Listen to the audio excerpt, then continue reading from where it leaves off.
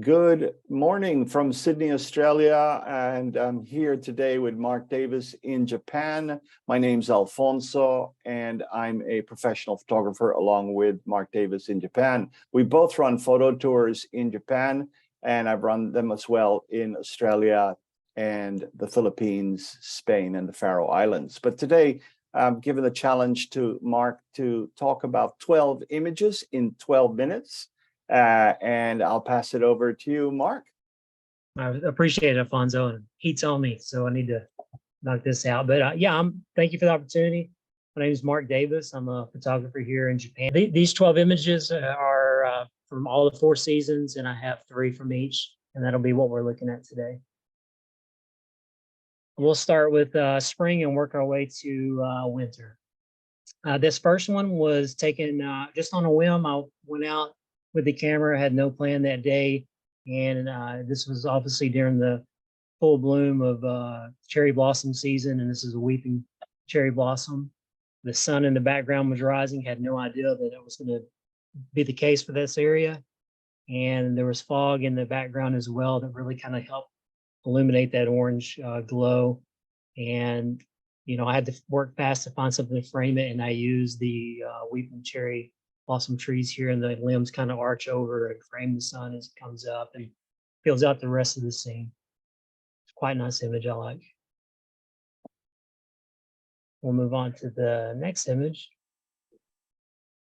This was named Roads In. Sometimes I name my photos and sometimes I don't, but this one kind of struck me. There's a lot I'm not showing in this on purpose. I left out the rest of the plum tree, and the plum tree is towards the end of bloom, and it's kind of it's withered down, and then it's kind of has this ominous feel to it, along with these trees, these cedars in the background, or pine trees in the background, contrasted nicely in the background with the missing bark on the trees. Just a nice little simple composition here. Move on to the next one. This one, you know, a little lighter, a little more colorful, but this was taken close to where the first image was taken, and a lot of color here, and that's primarily what I'm trying to convey. Is there was a lot of different shades of green and color, the weeping cherry blossoms there, and along with the I believe these are magnolias in the foreground. Balanced it all out with the sun on the right, and I've positioned it because you have a strong element over here on the left with the tree, and I think it balances out quite nice with the color and the sun on the right. We'll move into summer. This image, Mentor, I named this one because this big, large Japanese birch is quite gnarled, and it has a lot of character to it. But if you look into the background, you'll see another smaller, younger sibling of this character in the foreground, mimicking the same as the older brother in the front. And what I did is I had to make sure I positioned the elements in my frame to make sure that there's no gaps, there's no areas that aren't filled in by something. So it took quite a while to kind of compose this. Move on to the next one. This one's this is a spiral or kind of a golden ratio photo here, but you'll see from the left-hand side, the Japanese birch carries your eye down through the root back into the brighter area of the fog in the background. The sun is rising on the other end, but it's so foggy that you can't tell that the sun's really rising other than the brightest part there on the right. Again, I filled in elements to make sure I'm covered up all my gaps in the frame.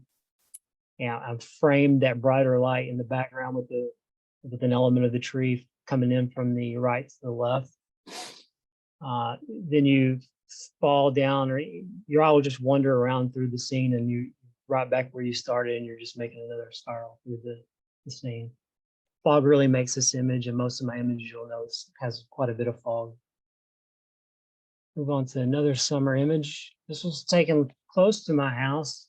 I haven't shot a lot of bamboo, but there's a lot of it around Japan, and I've been meaning to do it, and I finally found a scene I liked. And I named this Incarceration because there was this one tree that was backlit with these leaves really glowing inside this forest of bamboo. And I thought it reminded me of something that was in jail or incarcerated.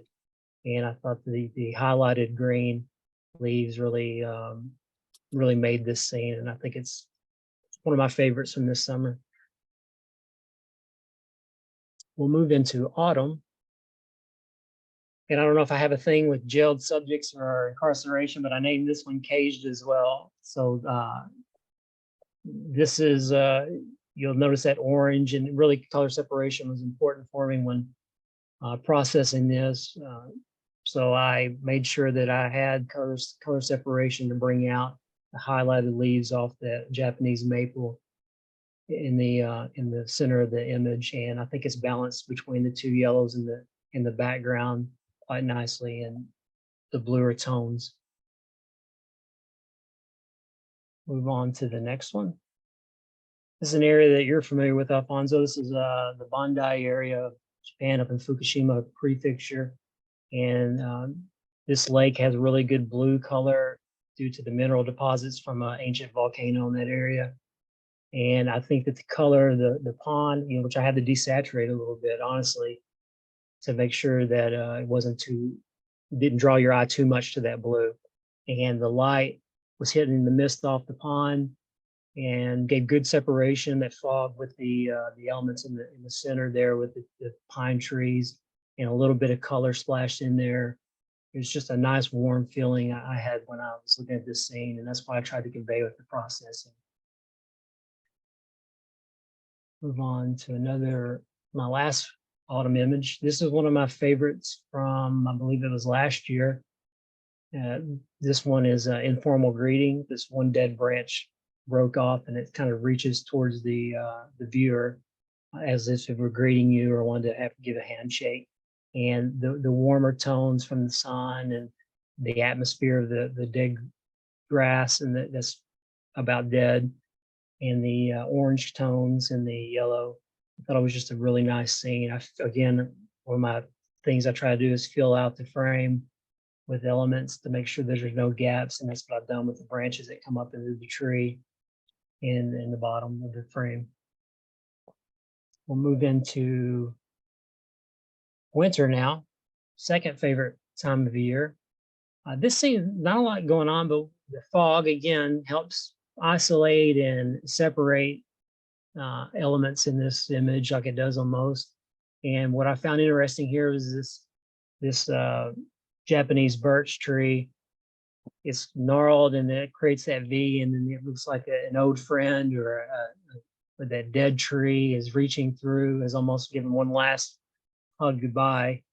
And the tones, the lighter blue and the orange in the grass really it really contrasts nicely in the scene. I just thought it was interesting scene, nothing too flashy about it, but just a nice gesture. That's what I can say. Move on to the next.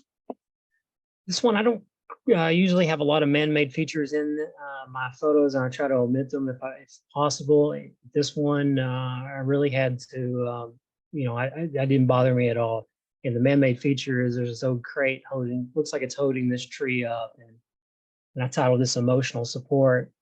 And this persimmon tree in the wintertime in Japan, persimmons are abundant throughout the countryside, and this one is pretty ripe, and the orange tones against the cooler green tones in the background really made those pop.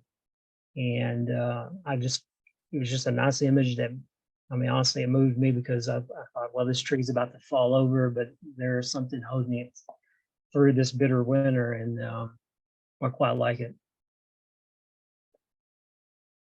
Move on to my last winter image. This is my favorite from last year, and I named this Chandeliers. These heavy, there's a lot of moisture in the air, and it's clung to all these cedar limbs, and they're weighting them down, and it just gave this appearance of the chandeliers and a little bit of light in there. I thought there was just a lot of character to this scene. and a little bit of light coming through the trees in the background. And the one thing that really drew my eye was there was this one tree that had some of the snow had broken off and exposed some of it. So your eye kind of goes to that area, and then everything's framed around it. And it's one of my favorites from this past winter. I believe that's my last image, Alfonso. Hopefully we Thank made you. it. Thank you very much. They were amazing. They were really amazing. So yeah, I can see a little bit of an underlying theme with your work there. And which prefectures were you in for summer, spring, and all those other shots? Were they all over Japan, or? Pretty much, I stay pretty centrally located. I'll travel to Nagano, Tochigi Prefecture, Fukushima Prefecture, and Shizuoka usually are where I'm working out of. I went to Yamagata this year too as well. That's where the persimmon tree shot was from. It was in Yamagata, Yeah. a little further north. It's about as far So- as I'm. Yeah, usually it looks like you really connect a lot with those intimate scenes. It's not like you're using a really wide angle lens a lot. It's more of a No, and closer look. to be honest, I don't shoot a lot of wide angle. I shoot a 24 to 200 Nikon. It's not a real expensive lens, but it's so versatile that, I mean, it never comes off hardly. And that's usually my go-to lens. And I'm usually shooting, if I looked at my images recently, 100 millimeter and in. I mean, there's 100 millimeter to 30 millimeter. That's usually my range. Most, so that so versatile. I just leave that on. And as for the intimate scenes, I don't know. I've gravitated. I think this would be my progression. It seems to be a lot of photographers' progression is from wide to more intimate. I'm not sure why, but I think you could put your own stamp on a scene with more intimate scenes. And I notice also there's like a running theme there. You even said that about like the titles like incarceration, caged, and then that like the final goodbye with the hugging of one tree to another. Is there something in that theme that runs through as one message? I'm not a, I mean, I don't, it just happens. I don't know why. I mean, I let it happen. There's no, maybe I'm homesick. I don't know. Maybe I don't know. Maybe I feel like I'm stuck over here in Japan, but I mean, that's not the case, but I don't know. I don't know why it kind of works out that way. Yeah. I like the moody, I think I've always been drawn towards the moodier photos.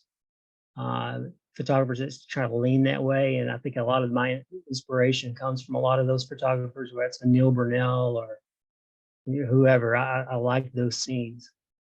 Not sure. Yeah.